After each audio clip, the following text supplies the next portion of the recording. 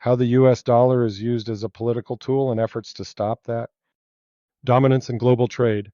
The US dollar is the world's reserve currency, meaning most international trade, especially in energy, like oil, is conducted in dollars. Monetary control. The US government can influence global economic conditions through its control of the dollar, including setting monetary policy through the Federal Reserve. Sanctions power. The U.S. uses the dollar to impose financial sanctions, restricting access to its banking system for countries, companies, or individuals it deems adversaries, for example, Iran, Russia. This cuts them off from global finance since the dollar is central to many international transactions. Global influence.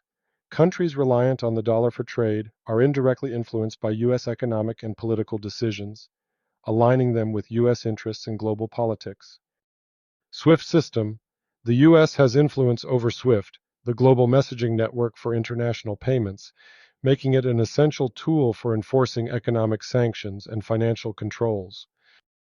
Why the dollar's political use undermines trust. Weaponization of currency.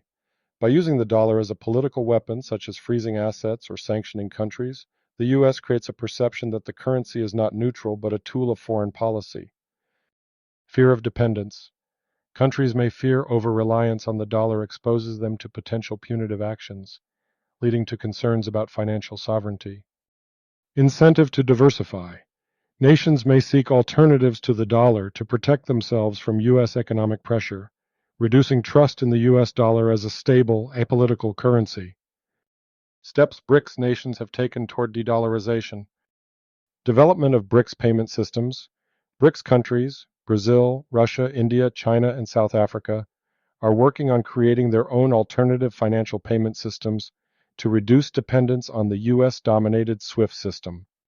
Local currency trade agreements. BRICS members are negotiating bilateral trade agreements to settle transactions in their local currencies, avoiding the dollar. Russia and China have made progress in settling energy deals in rubles and yuan. New Development Bank, NDB. BRICS established the NDB to provide loans and financing to developing countries, potentially in currencies other than the dollar, aiming to reduce reliance on institutions like the World Bank or IMF. Expansion of BRICS membership. With new countries like Saudi Arabia and the UAE potentially joining, BRICS is increasing its influence in global trade, particularly in oil and gas, which historically have been dollar-denominated markets. Promotion of non-dollar reserves.